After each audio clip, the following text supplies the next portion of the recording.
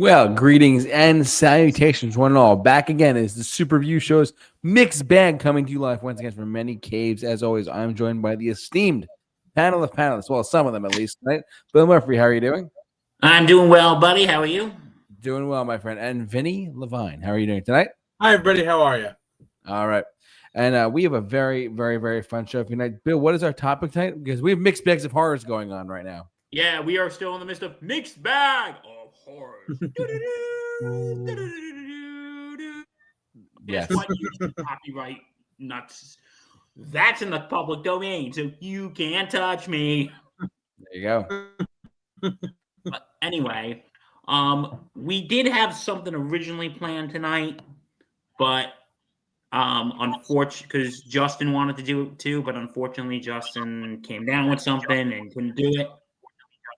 So we decided to change the topic. Like, you know what? Who says musicals have to be all, how can I say this, Vinny? Help me out. Have to be all schmaltzy and goofy. Schmaltzy and happy. There are musicals that do have some horror elements into it. We're going to mainly be talking about movies. Exactly.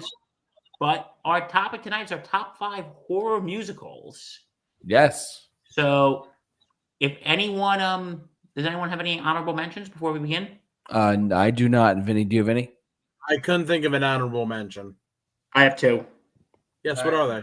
Bill Murphy, talk Okay, to me. my first one is Corpse Bride. I remember seeing that movie. I forgot that was a musical. It does have a few songs in it, which they're okay.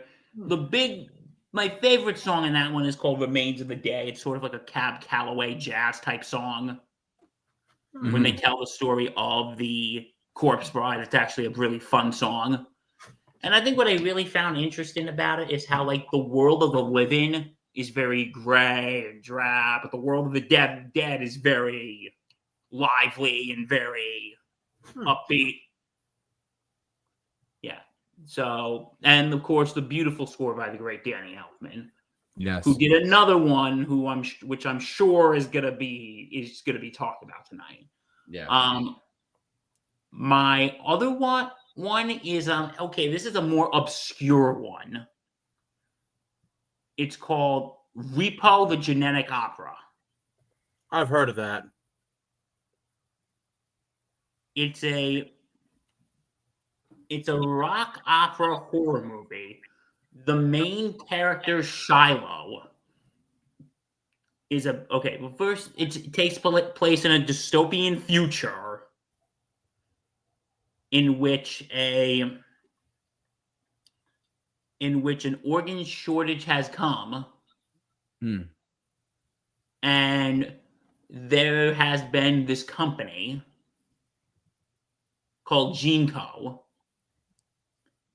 And then they have basically saved the world, by giving people by helping people with their organ transplants, but they're loans. The organs are loans. Oh, God. So what if you can't take your your debt? You know what happens? Lose an organ. No, they literally come and rip the organs all out of your body. Even worse. Yuck. Okay, you probably all think I'm a sadist for liking this. There's much worse. There's much worse. The music is it's a rock opera thing. Okay, because there's a plot too. There's a girl named Shiloh who was played by one of the Spy Kids actors. Oh, Alexa Vega.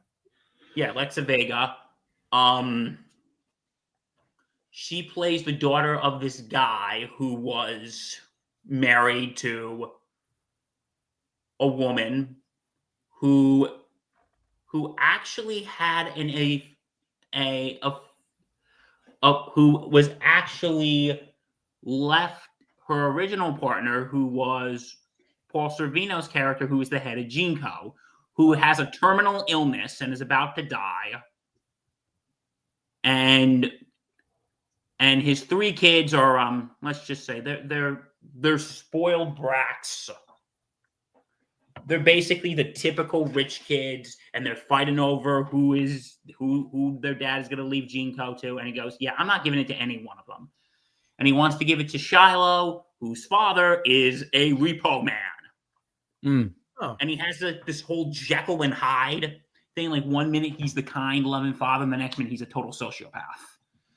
The music, though, it has like rock opera type stuff, and there's actually a fun song in it. It's called "We Invented This Opera Shit, Bitches." Wow. They invented this opera shit. They sure Yeah. did. And there's this catchy song about this drug called Zydrate. It goes, "Zydrate comes in a little glass vial. A little glass vial. A little glass vial." Like I said, Alexa Vega's in it. Paul Sorvino from The Sopranos is in it. Nice. Oh no, Goodfellas. Sorry, from Goodfellas is in it. Paul Sorvino. Yeah. Sarah Brightman, the opera singer, who was the original Christine in Phantom of the Opera. Oh. Wow. Yeah, but there's one casting that makes you, when this person sings, you want to rip your ears off and never want to hear anything again. Oh. What? Paris Hilton. Really? I forgot she was in movies. And I'm like, House of Wax bad enough, Paris. what was that? Her movie House of Wax, the remake. Ugh. And she's and I remember I saw an interview with her and Sarah Brightman, and Sarah Brightman's going, "Oh, Paris has a lovely voice." I'm like, Sarah, you're one of the top opera singers in the world. You Blink don't twice need to if be you need nice. help. What was that?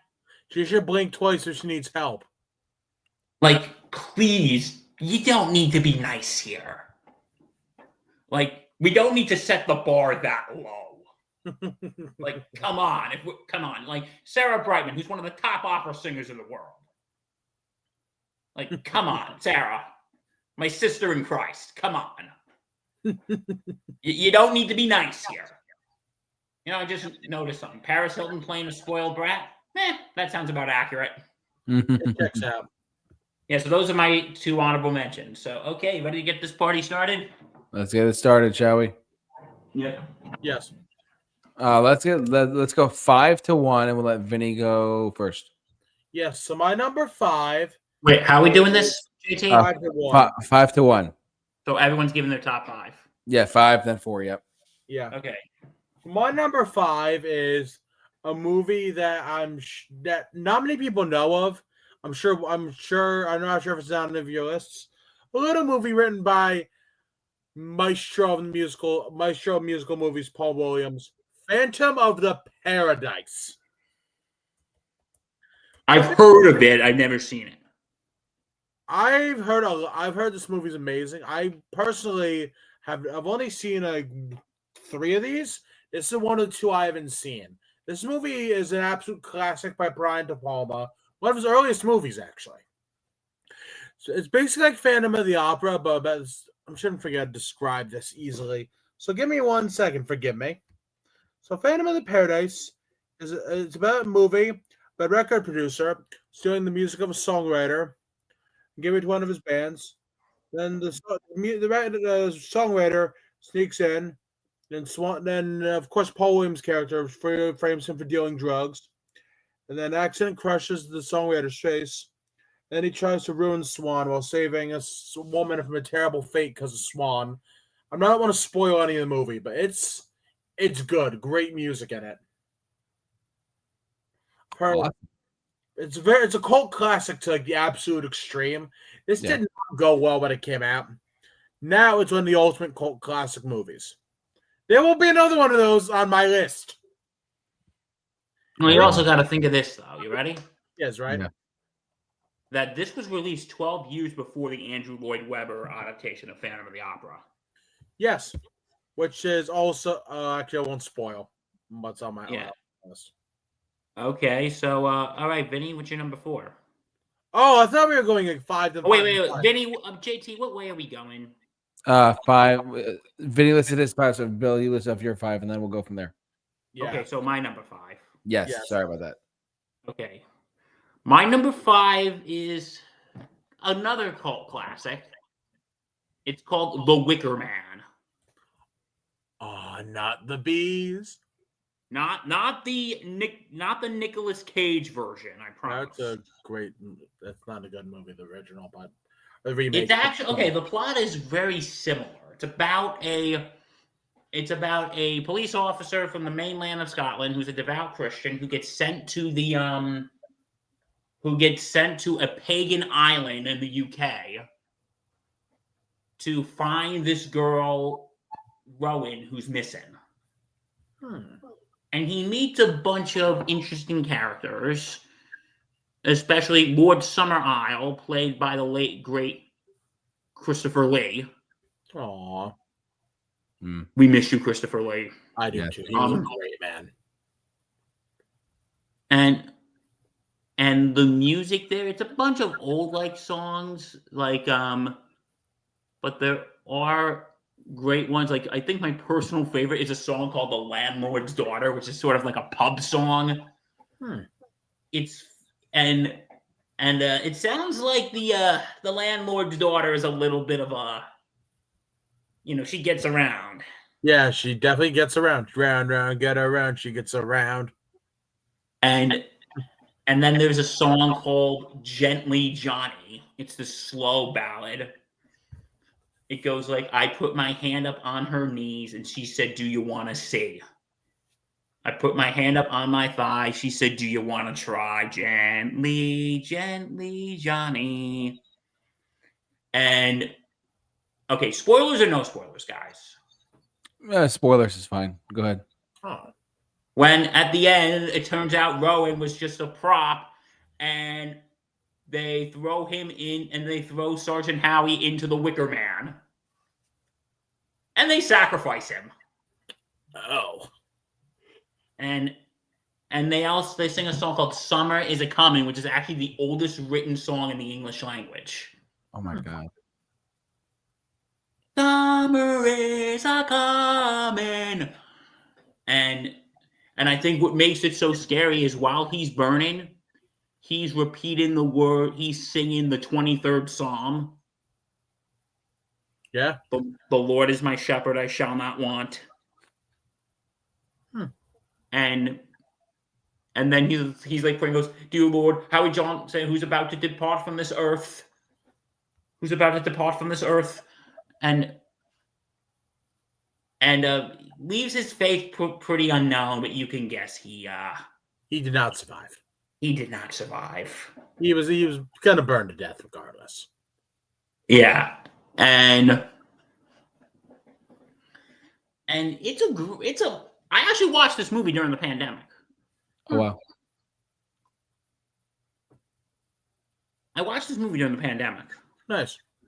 And I had nothing better to do, and I really enjoyed it. And the music is good. So, yeah, that is my number 5 is The Wicker Man. All right, JT, you're number 5. All right, my number 5. This fair warning. This is a very difficult list to make for me personally, but because I'm not a big musical guy, but I did a little bit of research on which ones I've heard about, or at least I know about it, or at least I admire for horror musicals. So the first one is, and I didn't see the movie, but I watched clips of it on YouTube and stuff like that. It's called The Poltergeist: Night of the Chicken Dead. What? Never heard of that movie. I know it came out. Poltergeist, you mean? Yeah, poultry. Sorry, poultry. That sounds funny. I'm gonna butcher this, but thank you. Sorry, my spelling is always off. Poultri Geist. Sorry about that. Geist. There we go. I literally just looked up some random clips of this on YouTube, and I was like, "This it looks really ridiculous." With our list moving forward for the rest of the night, don't expect anything super serious. But this was just really kind of stupid. However, I looked up a couple of clips of it, and I was like, "Oh, I guess in 2006 they made a lot of fun with this." Is it the greatest thing ever? No, but it's basically it's zombified chickens attempt to kill the fast food workers that cook them, in a restaurant built on an ancient burial ground. So it's like a horror chicken fast food nightmare movie. So if you're looking for something to watch on Halloween besides Ghostbusters, check this out. So That sounds good. it's I like it's a very good Scream like chopping. Oh God. Literally, it's kind of crazy. There's a lot of gore. Just bear with me. So yeah, there's a lot of blood, a lot of organs and stuff, but it's whatever. So that's my number 5 is the Poultrygeist Night of the Chicken Dead. Vinny, what's your number 4? So my number 4 is I'm trying to think of an exact order. So I'm gonna go with Sweeney Todd the movie for number 4. Okay. I know there's a lot of people who hated the Sweeney Todd movie. I am not one of those people. I mean, Johnny Depp did a good job in it. It's one of my favorite musicals in movie form. That is outside of like Jesus Christ Superstar and a few others. Sweeney Todd is nearly without equal as a movie, as a horror movie musical or horror musical. Oh, absolutely. The plot is very well known. You have this guy who's a barber, and then I'm trying to remember the movie. I haven't seen it since I actually saw it in theaters when I was like 12. He's a barber, and then somehow he causes an accident. He kills somebody. Then he starts killing people. He sends them to this woman down below her, sells like the worst meat pies in London. She starts using the people as meat pie. Then they become the best meat pies in London, and yeah, from there it doesn't get any better for him or her. Very little good comes of this for either of them, or most of the cast for that matter. Alan Rickman, I forgot was in this movie. Oh, rest in peace, Alan Rickman. Rest in peace, the great Alan Rickman. And Anthony Head from Ted Lasso. Oh my God, I forgot. I didn't even know he was in this. Anthony Head was also in Star Trek too. Anthony Head? Yeah, he read a bunch of the Star Trek books. He was an actor. I didn't know that. I remember from Ted Lasso, and his brother was the original Judas in Jesus Christ Superstar. Murray Head. I know Murray much more than him. Yeah.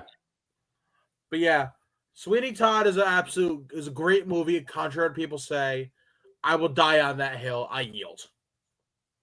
All right, Bill, number 4. My number 4 is The Little Shop of Horrors. Okay. And this was based off an off-Broadway musical of the same name. And it contains the music of someone you've heard the music of. Alan Menken and Howard Ashman. You probably don't know their names. They do the Disney music, right? Yeah, they did Little Mermaid, Beauty and the Beast. Interesting. Aladdin. Okay, Menken did all the songs from Aladdin. Howard Ashman only did a couple because he sadly passed away. Yeah. So, because he sadly passed away. Yeah. So Little Shop of Horrors. It's about this plant. It's about this plant that is found by Seymour, played by Rick Moranis. And with so the plant is then it's taken to his boss Muchnick, and it gains attraction, and he's also in love with his daughter, with Muchnick's daughter Audrey,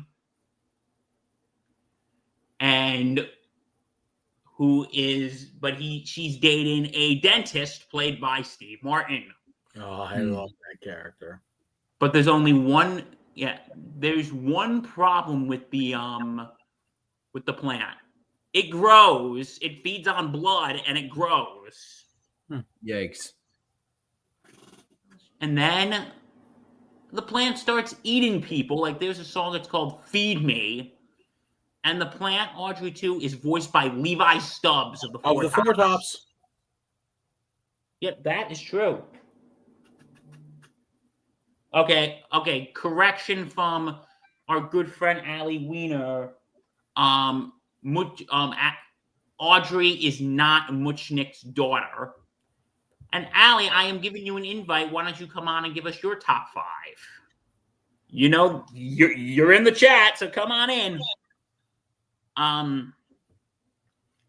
Anyway, but thank you for pointing that out for me. And the plant gets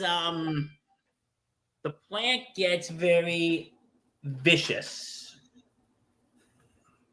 The plant gets very vicious, and there's a song, "Feed Me." It's so intimidating. Feed me. And then Seymour, does it have to be human? Feed me. Does it have to be mine? Feed me, Seymour. I love Feed me all night long. You can do it. Feed me, Seymour. And then one of the first victims he wants, the dentist. Hmm. And then I love when the guy sure looks like plant food to me. The guy sure looks like plant food to me.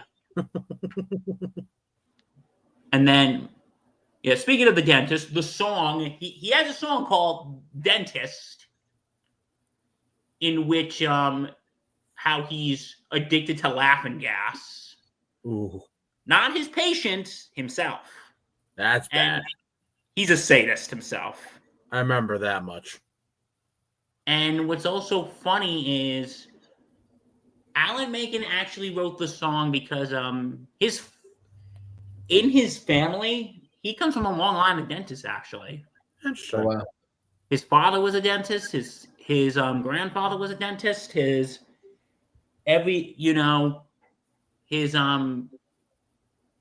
women in his family married dentists. He wanted to become a dentist, but then he said, "Nah, I'd rather be a musician." But anyway, he wrote the song and he sent the tape to his parents, and they thought it would find it funny. His father actually sat on the board of to promote the safety of laughing gas. I gotta guess his dad didn't like it. Yeah, well, first the mom said, "Yes, honey, we heard your song."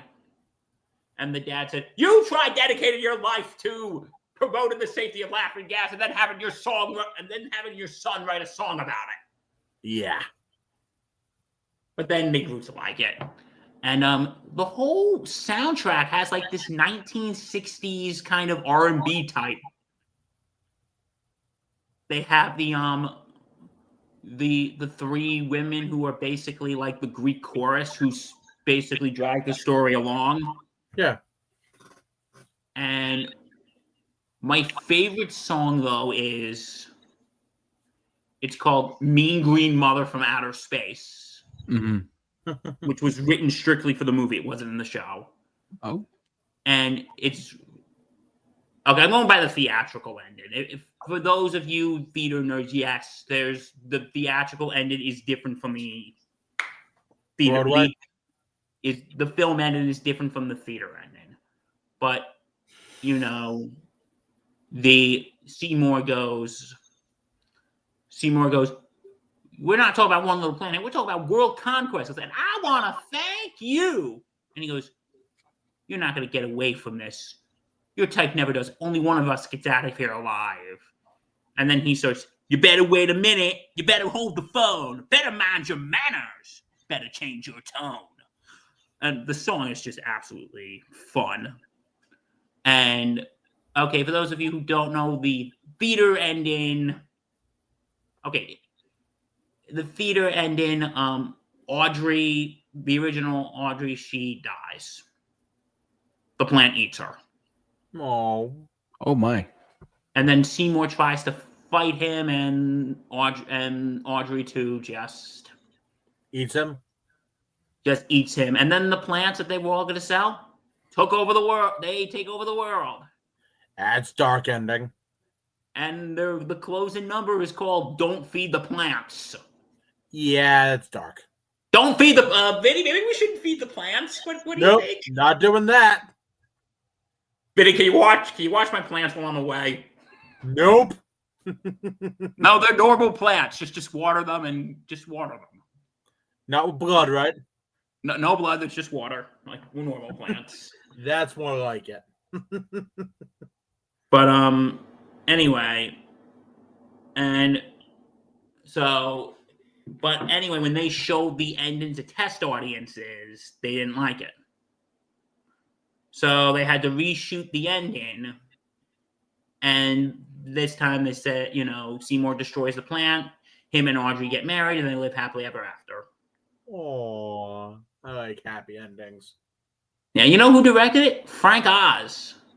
Oh wow! I forgot he directed this movie.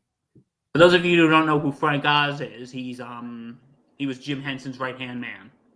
And one of the many, many Muppet voices. Yes. God, he's great. So, yeah, the music from Menken and Ashman in their pre-Disney days were absolutely fantastic. The music is catchy. It's fun. And, yeah, so that is my number 4, Little Shop of Horrors. Cool. All right. All right. JT, over to you. You're number 4. All right. My number 4 is, believe it or not, when I was making this list, the more I thought about it, I said, you know what? I mean, there's only so many we can go off of, but I gotta say, for whatever reason, some people call it a Christmas movie because some people call it a Halloween movie, but I'm gonna say The Nightmare Before Christmas. That is a musical. It is. It has music in it, with the different parts of Jack singing and stuff like that. I think this is actually, I'm not gonna call it underrated. I would say like it's accurately rated, but I think the songs in it actually really shine as well.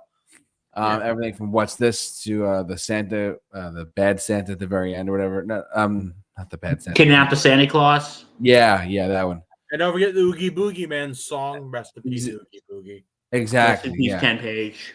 Yeah. This is a really I wouldn't say under.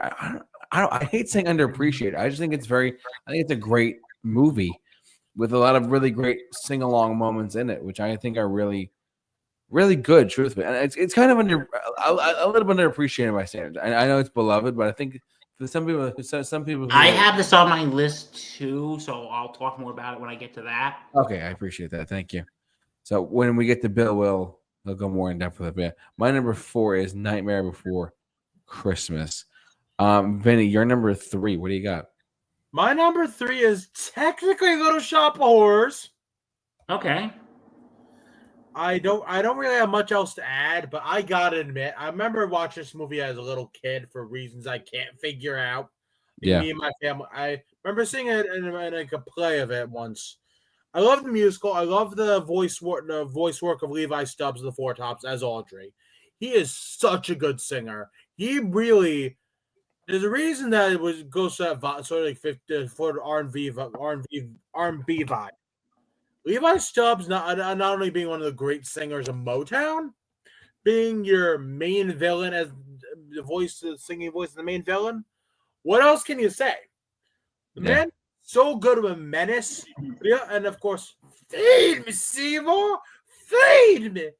I love his work as a voice actor in this. He should have done this more, but sadly, I don't know if he did. So he was always touring with the Four Tops and stuff. So it's not like he really got much of a break to record for movies and things. Yeah. And I love Steve Martin's sadist dentist. He's out of all the musicals he was in, probably the one good Steve Martin singing musical. The less said about the Sgt. Pepper movie, the better.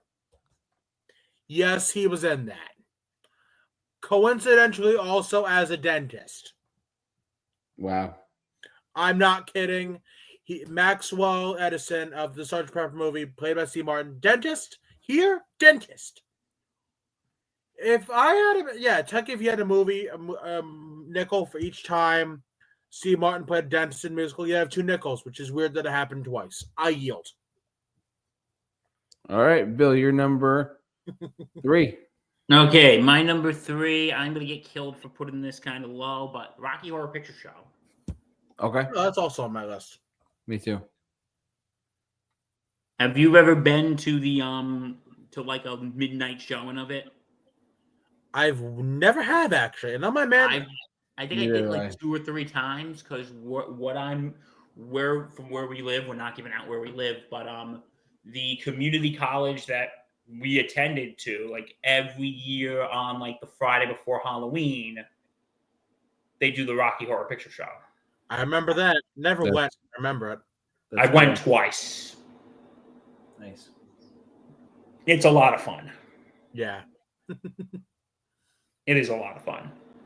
Yeah. And, you know, the songs are absolutely iconic. Yeah. And this was around the time when musicals started taking a different direction.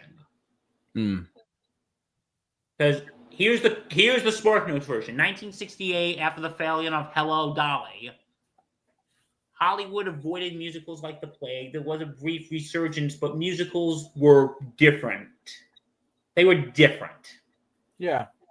They weren't about, you know, people walking around singing songs about putting on your Sunday best, walking out with your best gal. And don't forget Jesus Christ Superstar. That's one of the main proponents of the newer musical. Yeah. It was, you know, we had Cabaret, Fiddle on the Roof, Jesus Christ Superstar, and then this. The musicals were not, you know, again, I'm gonna put on my Sunday best, walk out with my best gal.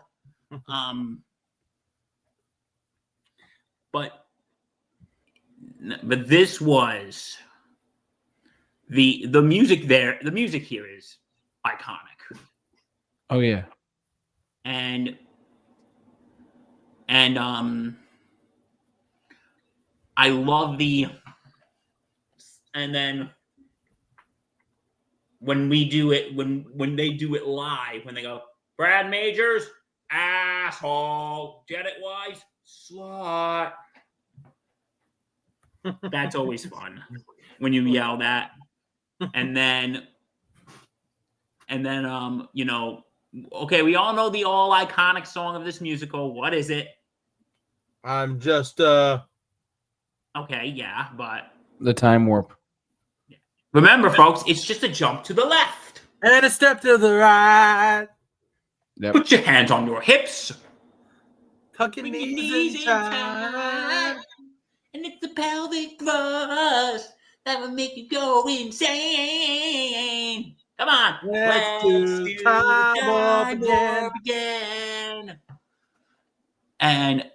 But you know what I think my favorite song from this is? What's that? Hot Patootie, Bless My Soul. Oh, the one that Meatloaf sings. Yep. With Eddie, played by the late great Meatloaf. We miss you. Rest in peace, Meatloaf. He never performed that song apart during his concerts, though. I thought he did, but I might be wrong. Yeah. About that. Except if he was at like a Rocky Horror reunion to play it. I think I've heard a live version of one of my CDs of his, but I think it definitely was not common for him. No. And of course, Tim Curry as Dr. Frankenfurter. I Yep. love that part between Time Warp and Sweet Transvestite. When Brad is like, hey, any of you know how to Madison?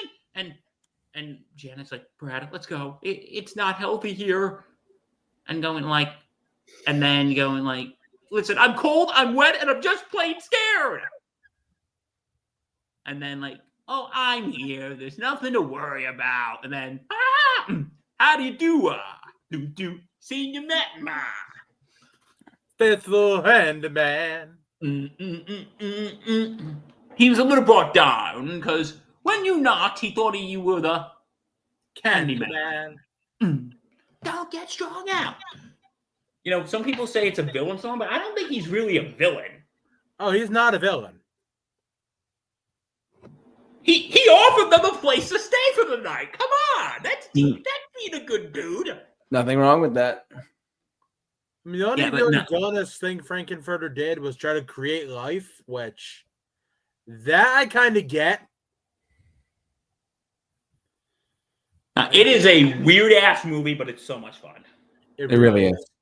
It is so much freaking fun. All right, my number 3, right? Yes. All right, so my number 3 is one we already mentioned, actually, but it's actually Sweeney Todd. The Demon Barber of Fleet Street. Oddly enough, not in the movie, that song. Yeah, I think I remember when this movie first came out, and I was like, it looked weird, but I watched it like a couple. I want to say maybe 4 years ago, maybe 5, 6 years ago. I forget when I watched it, but I Great did movie. it once. I enjoyed it. It's actually really, really, really good. And Johnny Depp nailed the performance too. And rest in peace, Alan Rickman, of course. And But, Helena Bonham Carter too. Oh yes, her too. That's right. So many actors are just dying nowadays. It's sad. So It really is. yeah, but no, this is a really solid pick for just a horror musical. Needless to say, I don't want to say too much because Vinny already touched on it. But yeah, that's my number 3. Now, Vinny, number 2. What do you got? Basically, the original Phantom-based thing, Phantom of the Opera. From Very 1943. similar to Phantom of the Paradise, I might add. Just different in certain ways. Just 1 second, sorry. Oh, Are you talking about the Andrew Lloyd Webber Phantom of the Opera? I'm talking. Yes, the movie. Okay. okay. I don't really remember. I know I know some of the musical. I don't really remember much of it, but technically speaking, it's very similar to I think Phantom of the Paradise, but Phantom of the Paradise was way before that. Yeah. I mean, when it comes to Phantom of the Opera, I will say this much: the movie is probably better than the musical. Please don't crucify me, but musicals went on way too long. The movie, they haven't really tried to reboot it too many times, thank God. By the end, there was not really Phantom of the Opera was just there because it was just around so long nobody wanted to leave. Right. Yeah, and I never got to see the musical, but I kind of regret not seeing it. Yeah. May I throw in my thoughts? Yes. This musical, okay, I'm going to be honest. This is probably Andrew Lloyd Webber's one of his most overrated ones. Not Cats? Second most overrated. Cats is number 1. It really But, is. like, the movie itself, because that movie sat in development hell for a very long time. Yeah. Because short version, Andrew Lloyd Webber actually picked Joel Schumacher to do the film, and at first, when Joel Schumacher was ready, Andrew Lloyd Webber was going through a divorce with Sarah Brightman. So he said, "Not now." And then when the divorce was settled, he said, Joel Schumacher, he said, "Hey, I'm ready." And he goes, Sorry, Andrew, I got a bunch of other projects I got to work on. And he actually told Andrew Lloyd Webber, goes, "You know what? I'm busy. Go pick another director." And Andrew Lloyd Webber said, "Listen, I will not start until you're free." That's good. And he said, and when Joel Schumacher was free, he said, "All right, let's go." And Andrew Lloyd Webber was on set every day of filming to make sure they were as close to the show as possible. That's good. And they went through so many castings of who it was going to be. Phantom, I can't remember. They had so many. They were going to go through Hugh Jackman at one point. That would have been interesting. But he had scheduling conflicts with Van Helsing. Oh. John Travolta was actually their first choice. Really? That did not work, probably for the best. And then they were actually going to pick like there was rumors going around that Antonio Banderas was going to be the Phantom. Ooh, that would have been really good. Because in 1990, there was a concert for Andrew Lloyd Webber's 50th birthday. And Antonio Banderas got up and sang a few songs for Phantom, and that speculated that he was going to be the new Phantom. But yeah, and then Christine, originally it was actually going to be Katie Holmes, but I forgot why she had to drop out. And then they asked Anne Hathaway, but she had a scheduling conflict with Princess Diaries too. I remember Princess Diaries. So they went with Gerard Butler as the Phantom and Emmy Rossum as Christine. Oh. And what I will say, why I think there is one thing that I actually think that Gerard Butler does better than Michael Crawford, the original Phantom. What? There's this the reprise of the song "All I Ask of You." Yeah. And in Gerard Butler's version, he sounds absolutely heartbroken, which he should be, because Christine has just confessed her love to Raoul, and he's holding the rose. He's like, I gave you my music and let my song take wing, and now how you repay me. Like, nah, but overall, the movie, in my opinion, it was kind of meh, and it even woke up to mixed reviews. But I will say this, Vinny. Andrew Lloyd Webber got the movie he wanted. Thank God he did. And you know what? I respect the fact, whether it's good or not is irrelevant. He said, this is what I wanted. I want Joel Schumacher as my director. This is what I want. I'm making no compromise. I do respect that he wanted Joel Schumacher to direct it so badly. Was this like I said, Batman and Robin? Yes, Batman and Robin was in 97. This was in 2004. Yeah. Joel Schumacher stood the day after tomorrow. That was a great movie. Or that Roland Emmerich I'm thinking of. No, it was Roland Emmerich. I remember liking that movie Day After Tomorrow. Yeah, but no, but but yeah, you gotta respect Andrew Lloyd Webber. He said, "This is my guy. This is who I want. And if you don't like it, you can walk."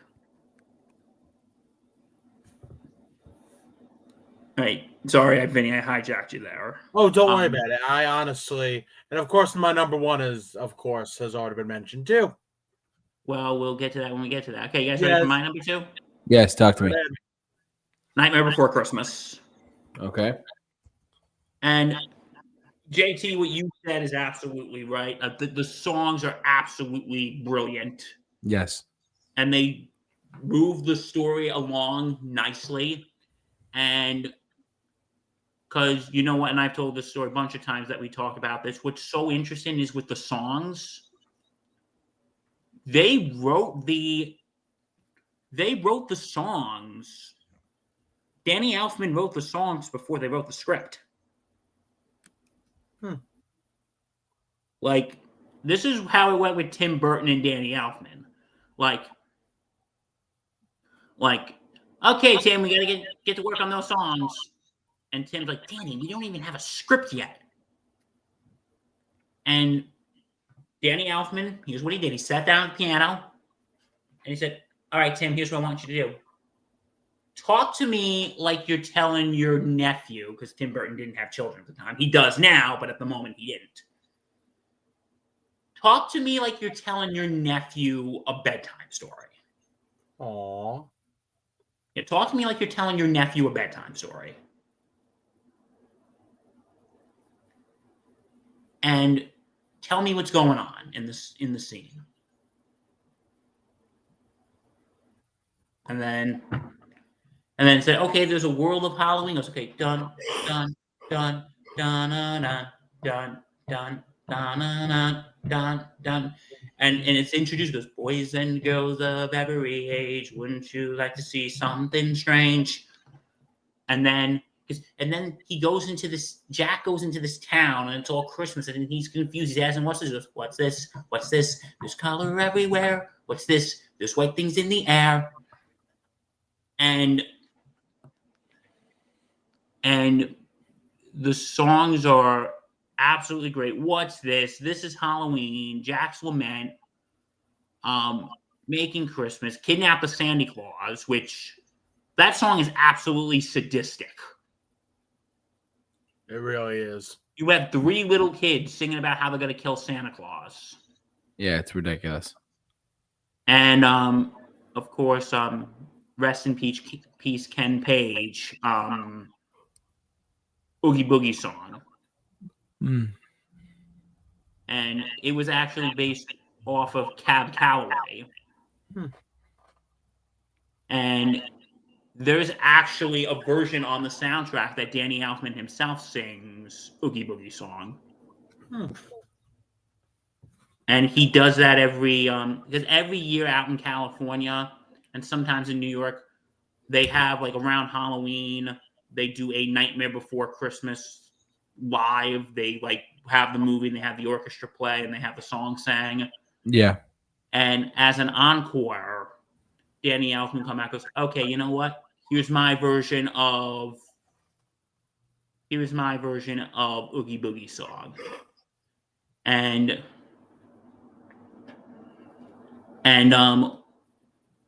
now, like they did it because last year Ken Page sadly passed away. Like he came every year to do it. Ken Page, he came every year Right.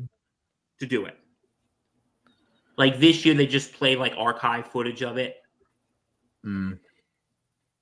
But it's weird. Like with Paul Rubens was either Lock, Shock, or Barrel. And when they do Kidnap the Santa Claus, they just replaced him. Like the one they did after the show, they just after he died, they just when they were getting to the number, they just went on screen with Paul Rubens with Shock, and it said Paul Rubens' dates, and Danny Elfman goes, "Rest in peace, my good friend. Oh, we miss you." And yeah, but now wondering if you said, do I think this movie's underappreciated, JT? I'm gonna say I think it's properly appreciated. Okay. Because like I say this every year when we talk about it, the movie itself has become a cultural phenomenon. When it came out, it wasn't that big of a hit. No. It was a modest success. It won some, it was a modest. It was a modest hit at the box office, and it got positive reviews from critics.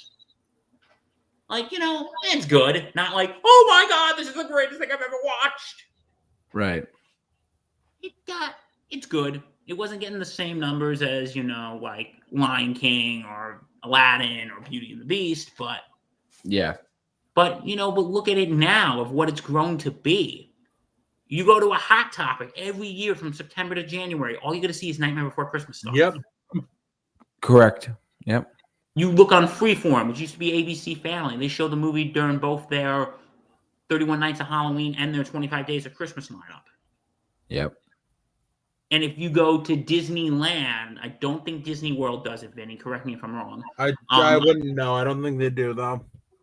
Disney, every year, from September to January, they do a whatchamacallit, a Haunted Mansion overlay and make of the Nightmare Before Christmas and call it Haunted Mansion Holiday. Oh wow. And they do that to coincide with both Mickey's Not So Scary Halloween Party and Mickey's Very Merry Christmas Party. Oh, I think I saw it around Christmas, actually, when I was Disney World that one time. It might still, I don't know if they do it anymore, but I could have sworn I saw that there. But, no, the music is great. The numbers, you will be humming long after it's over. Correct. So, yeah, my number 2 is The Nightmare Before Christmas. All right, guys. Oh, wait, you're number 2. Oh, yes. My number 2 was, you already touched on it, was Little Shop of Horrors. Okay. So I won't go too much into detail on it, but yeah, it's a cult classic. It's got a lot of great songs in it. Rick Moranis is shining beyond belief in it. He's fantastic. I have not seen the Broadway play, but I have seen the original movie, the musical. It is a cult classic, but it's also a horror movie as well. Bill, was this Bill's pick? I'm sorry, was this Vinny's pick? This is my pick. Yeah. Your pick too, Vinny, right? Yeah, we all three of us picked that. So yeah, because all three of us picked it because it's the Little Shop of Horrors. I mean, even if you don't know, like, even if you don't know the music, you know the name Little Shop of Horrors. You just do. So, and Rick Moranis killed it in it too. So, I won't go too much on it because I know you guys talked a lot about it. So yeah, that's my number 2. Now we're down to all right, Vinny. What's your number 1?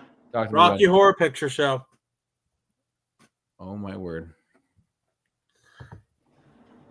What else is there to say? But I see you shiver with anticipation. Yeah, I love Tim Curry's work in this. Basically, the entire casting was good. Susan Sarandon, Barry Bostwick did really good as Brad. Yeah. Really funny. I mean, it's one of the great musicals of all time, and it's the great horror musical of all time. Of course, Meatloaf did well. The person who played Little Eva was good as the what's her name, Nell, I think.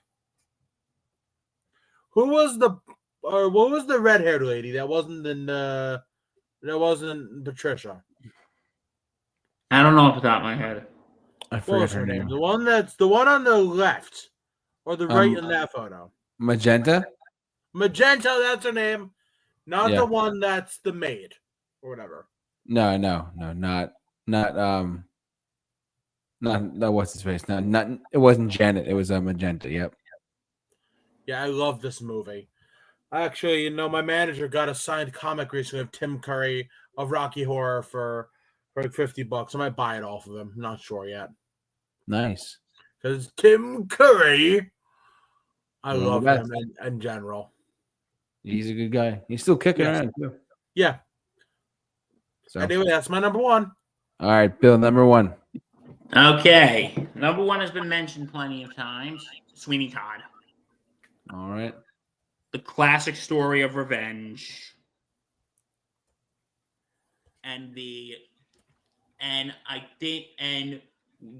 Vinny, you brought up what is it? The Ballad of Sweeney Todd, how it's not in the movie. Yeah.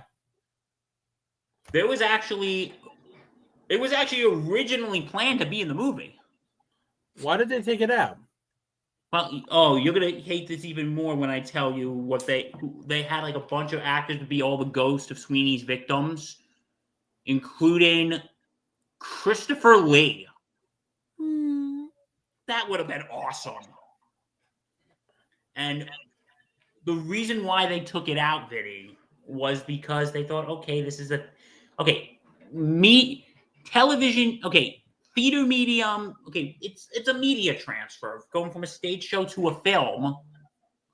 There are different devices you could use, if that makes sense. Because if you look at a Broadway show, you have to tell the audience more. Yeah. I think Tim Burton said it best. Why sing about attending the tale of Sweeney Todd when you can just attend the tale of Sweeney Todd? Yeah. But still, having Christopher Lee in there would have been freaking awesome. And yeah, of course, Sacha Baron Cohen was very funny in the movie too.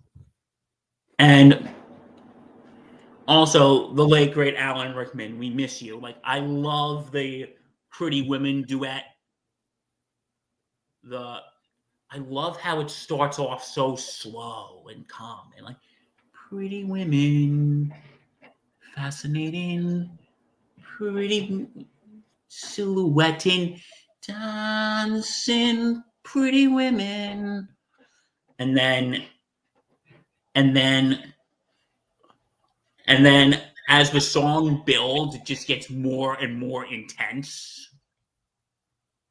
And I love near the end, right when he's about to slit his throat, pretty women, yes, pretty women, sir, pretty women. And Anthony, what's his name, comes in and goes, Todd, it would have, and he's got that. Am I interrupting something? Look, Anthony Head, yeah. And it would have been funny if Todd said, hey, dude, I'm in the middle of something. Can you come back in 10 minutes? You come back in 10 minutes. Oh, okay, you think 10 minutes is enough, Vinny, or should we make it 15? I'd make it 20. Yeah, Anthony, can you come back in 20 minutes? Yeah, I'll be right here waiting for you, buddy. Just come back in about 20 minutes, okay? I'll be right here waiting for you. I'll be right here waiting for you, pal. Don't worry. Okay, all right, go away. I'll see you in about 20. Okay, yeah. Where was I? Oh, yeah. Pretty woman! You think in that situation, you think Judge Turpin would have been what's going on here? Probably. For those of you who don't know that plot, they described it, but I'll go more into depth. Benjamin Barker was a guy who was married to his lovely wife and had a daughter named Joanna. The judge, who's played by the late great Alan Rickman, was lustful towards Todd's wife. So he sets up a crime, frames him, sends him into exile. And he comes back years later, trying to rebuild his life under the new name Sweeney Todd. But he finds out that Judge Turpin tried to do some unconsensual act to his wife, and she poisoned herself, and finds out that that Joanna is now the judge's ward, and the guy Anthony, who was just telling you about, is in love with her, and yeah, won't give away the ending, but let's just say it's very sad. Have a strong stomach for it. Yeah.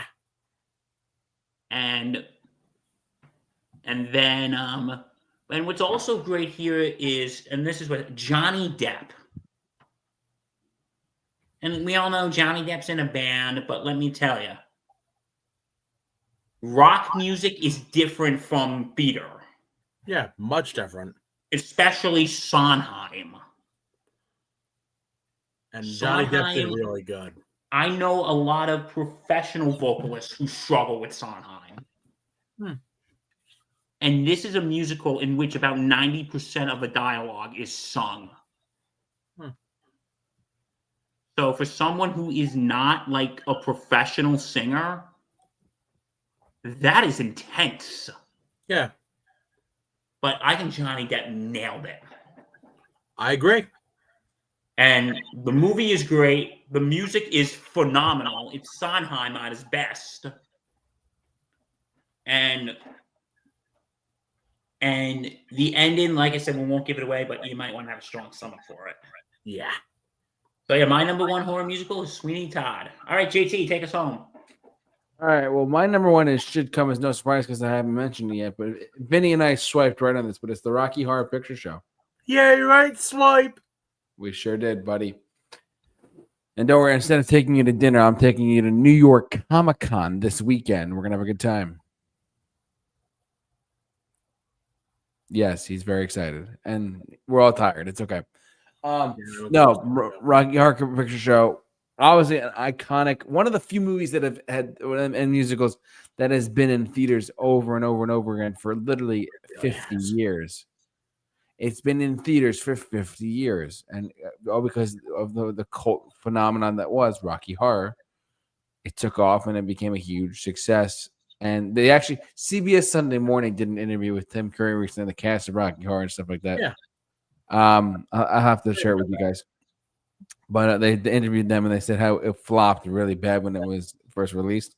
But then after they showed it to there was a couple of midnight showings of it back in the 70s, and it just stuck. And people were like, what? And people started dressing up as the characters and all just clicked from there. So it is honestly a timeless classic, one of the best, probably the best, arguably the best horror musical out there. But how can we forget Meatloaf's performance in the Time Warp and Let's do the Time Warp again. Little Patootie, bless my soul. You know, there's a lot of really great stuff in here too. So, but yeah, Rocky Horror Picture Show, arguably the best horror movie out there, the horror musical out there. And Tim Curry was so good in this too. Yeah, and Susan Sarandon and Barry Bostwick as Brad and Janet were great. Yeah, phenomenal. But I can go on forever, but I'd rather not. So, and the other gentleman? No, I think that's pretty much it. In the wise words of Imagine Dragons, Bill, right? There's nothing left to say now. Sorry, Vinny, we had to. We want to thank you for watching, listening, however you enjoyed us tonight. Thanks so much for tuning to our podcast, as always. I want to thank the two gentlemen for doing this podcast with me, as always. Bill and Vinny, your knowledge goes unmatched. Thank you again. Thank you. So, and if you like what you've seen or heard here, subscribe to us on YouTube. We do the show live on YouTube every Wednesday night EST in the evenings at 7 o'clock. And by the way, if you haven't already, follow us on our social media pages because New York Comic-Con is coming up and we're going to be live and we're going to be doing a bunch of postings from Comic-Con to the YouTube channel as well. So if you haven't followed us on our social media pages yet, on Instagram and Facebook, follow us on there at the Super Review Show because Comic-Con is right around the corner and Vinny and I are going to go down and we're gonna have a good time. seeing all the fun stuff they have at Comic-Con ready to go. So tune in for that as well on our Yeah, social I've been media there pages. before. It's gonna be fun. You're gonna Sorry, be couldn't join us, Bill. It's okay. next time for sure. Next year, all right? Yeah. All right, sounds good, fellas. And don't forget to check out the Sports Insanity podcast on the Sports Insanity Network. Thursday night gridiron, folks. Tomorrow night, Giants, Eagles. Check us out. Oh. As I'm going to be complaining about what goes wrong. Yeah, the Giants are just oof. I'm so sorry. Right. Bill's not gonna be a happy camper. I'm gonna be hear him screaming from my house. So Well, picture if the Yankees lose tonight, which we hope they don't, and the Giants lose tomorrow, I'm going to have a very depressing weekend. yeah, I will hear you from wherever I am. Me too. So And I might have to drink stuff to keep myself sane. oh god. Oh no. Oh boy. Well, on that note, thanks so much for watching, listening, guys. For all of us here at the Super Review Show, please out there, stay safe, take care, and Be awesome.